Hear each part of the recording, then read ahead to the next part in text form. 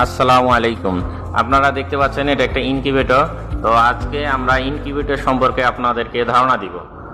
তো ইনকিউবেটরের সমস্যা হচ্ছে যে এটা কুলিং হচ্ছে না, অর্থাৎ টেম্পারেচার হাই হয়ে আছে, এর নির্দিষ্ট টেম্পারেচার নিয়ে আসা যাচ্ছে না। তো ইনকিউবেটরের ফার্স্ট টাইম আমরা কম্প্রেসর, তারপর ফ্যান মোটর, অথচ ইলেকট্রিক পাওয়ার, এগুলো সবই চেক দেওয়া হয়ে গেছে, সবই ঠিক আছে, বাট এরপরও কুলিং হচ্ছে না।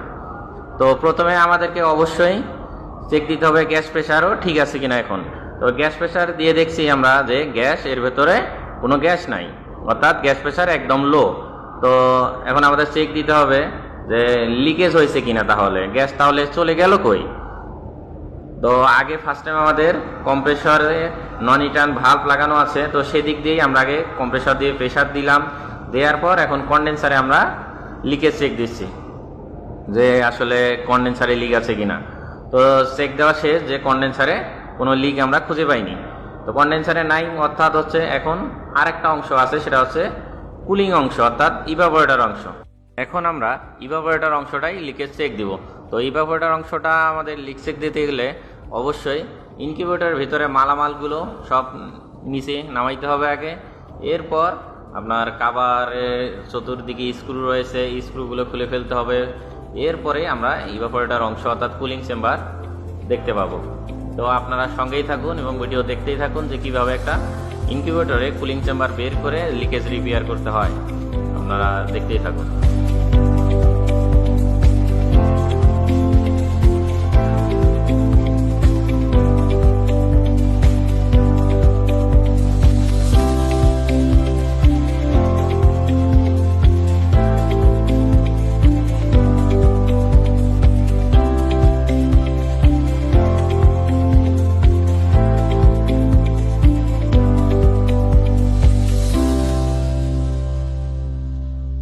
মালামাল নামানো শেষ হয়ে গেছে।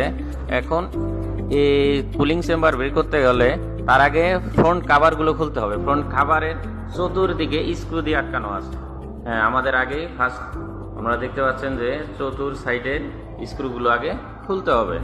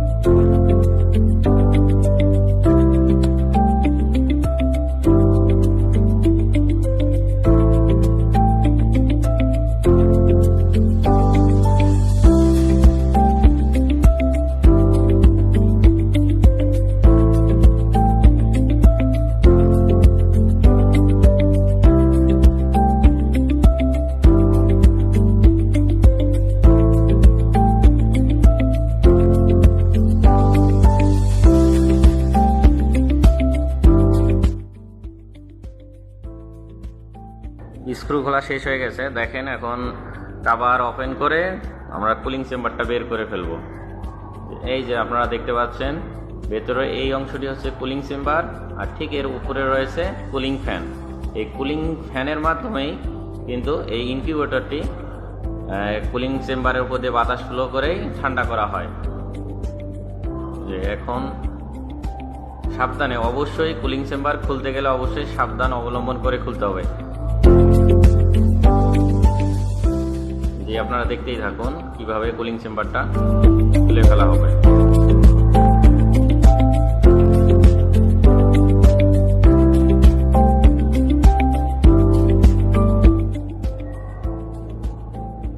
কুলিং চেম্বার আসলে আমরা লিকেজ কিভাবে বুঝছি যে কুলিং চেম্বারটা খুলে ফেলতেছি? কুলিং চেম্বারে আপনার লিকেজের জায়গায় তেল পাওয়া গেছে। জি, কুলিং চেম্বার খুলতে গেলে কিন্তু আপনার এই আউটসাইডে যে পেছন কম্প্রেসরের সাথে যে সাকশন এবং ক্যাপিলারি কানেকশন হয়েছে সেই অংশটাকে কেটে দিতে হবে। তো আমরা সেটাকে খুলে ফেলবো আগে। আপনার সাকশন পাইপ, অর্থাৎ কম্প্রেসরের সাকশনে যে পাইপটা কানেকশন হয়েছে সেই পাইপটা খুলে দিতে হবে এবং ক্যাপিলারি খুলে দিতে হবে। ক্যাপিলারি এবং সাকশন পাইপটা খুলে দেওয়ার পর আমরা কুলিং চেম্বারটা বের করতে পারবো, অন্যথায় কুলিং চেম্বার বের করা যাবে না, সম্ভব হবে না। তো আমরা সেটাই করতেছি। আপনারা দেখেন, হ্যাঁ, ক্যাপিলারি এবং কুলিং সাকশন পাইপটা কেটে দেওয়া হচ্ছে।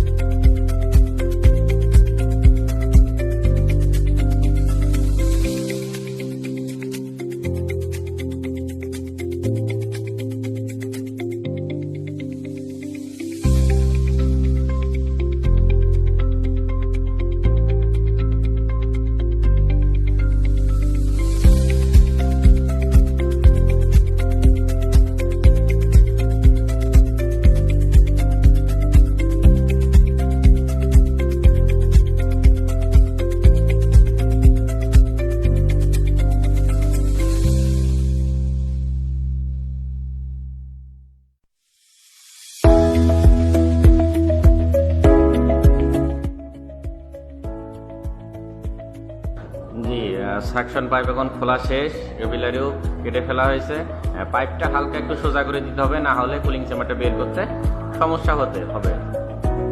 এখন দেখেন, এখন কুলিং চেম্বারটা বের করে ফেলা হবে। কুলিং চেম্বারও কিন্তু চারদিকে 4টা স্ক্রু লাগানো দিয়ে আটকানো আছে। চতুর্থ সাইডে স্ক্রুটা খুলে ফেলতে হবে, এরপর কুলিং চেম্বারটা বের হবে।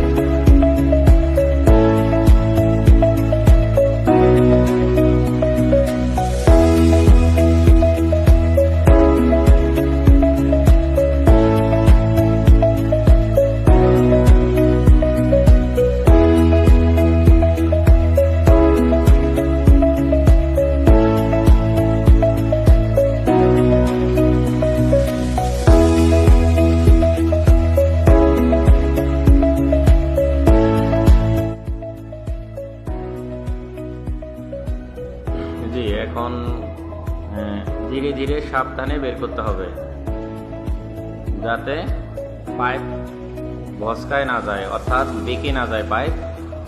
তো সেই অনুযায়ী ধীরে ধীরে বের করতে হবে। ক্যাপিলারি যেন কখনো ভেঙে না যায়, কপার পাইপ কখনো চ্যাপকায় না যায়, সাবধানে বের করতে হবে।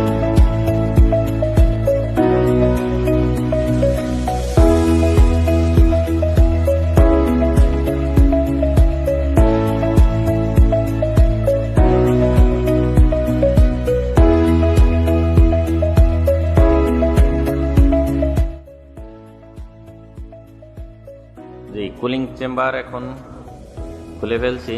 তো এখন আমাদের প্রথমে করতে হবে কি, সাকশনে একটা নন রিটার্ন ভাল্ব লাগাইতে হবে এবং ক্যাপিলারির অপর প্রান্ত আপনার ঝালাই করে দিতে হবে, অর্থাৎ ওয়েল্ডিং করে দিতে হবে। আপনার ওই নন রিটার্ন ভাল্ব দিয়ে আমরা এখন প্রেসার দিয়ে কুলিং চেম্বার লিকেজ চেক দিব। যে এখন তাই করা হচ্ছে, যে একটা নন রিটার্ন ভাল্ব সাকশনে প্রথমে আপনারা লাগাই নেবেন।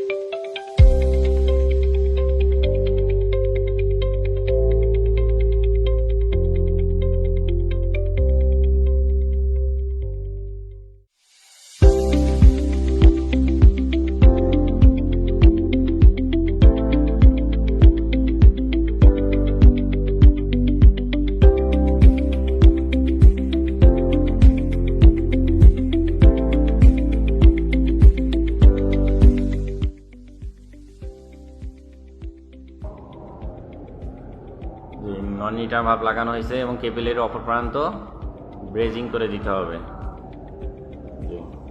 যাতে আমরা প্রেসার দিলে অপর প্রান্ত দিয়ে প্রেসারটা বের হয়ে না যায়।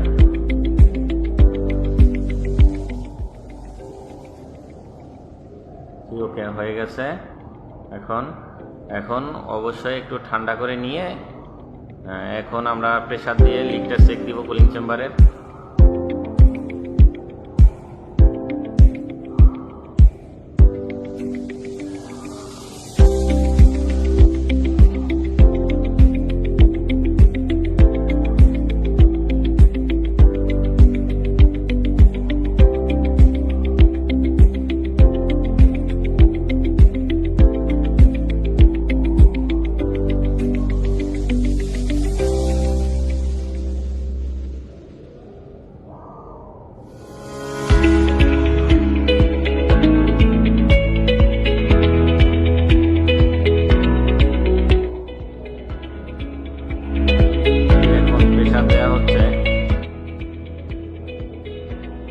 আপনারা অবশ্যই প্রেসার সাবধানে দিতে হবে, কারণ কুলিং চেম্বারটা অনেক ছোট, তাই প্রেসার বেশি দেয়া যাবে না। আপনার 150 PSI প্রেসার দিলেই হবে, দিয়ে লিক চেক করলেই হবে।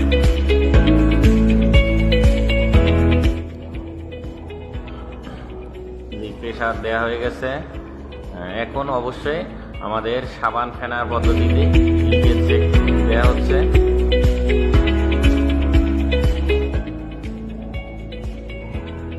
প্রত্যেকটা জয়েন্টেই লিকেজ চেক দিতে হবে এবং আপনার কুলিং চেম্বারে ভালো করেই লিকেজ চেক দিতে হবে, কারণ সূক্ষ্ম লিক অনেক সময় থাকে যেটা আপনারা বুঝতে সময় লাগে। তো এই কাজটা অবশ্যই তাড়াহুড়া করে করা যাবে না, ধীরে সুস্থেই করতে হবে।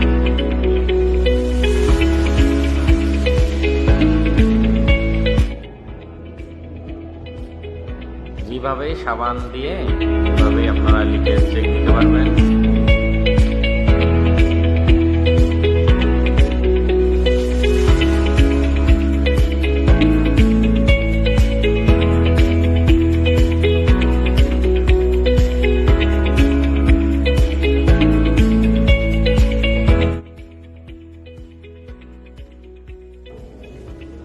জি, লিকেজ পাওয়া গেছে আপনার।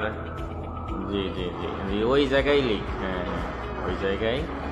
তো দেখেন আপনারা, আমরা লিকেজ পেয়ে গেছি।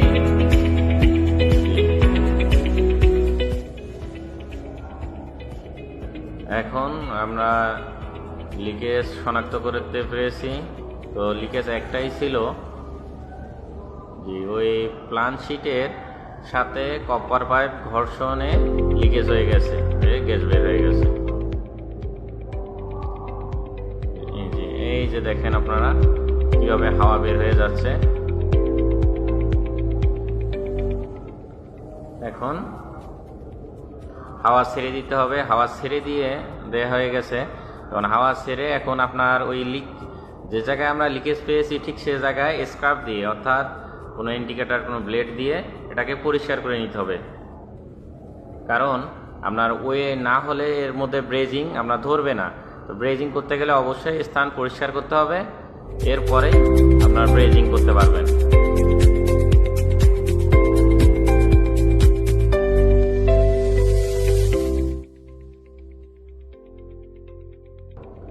দেখেন এখন ব্রেজিং করা হচ্ছে। তো সুন্দর করে অবশ্যই ব্রেজিং করে দিতে হবে। অবশ্যই ব্রেজিং করলে সাবধানের সহিত ব্রেজিং করবেন।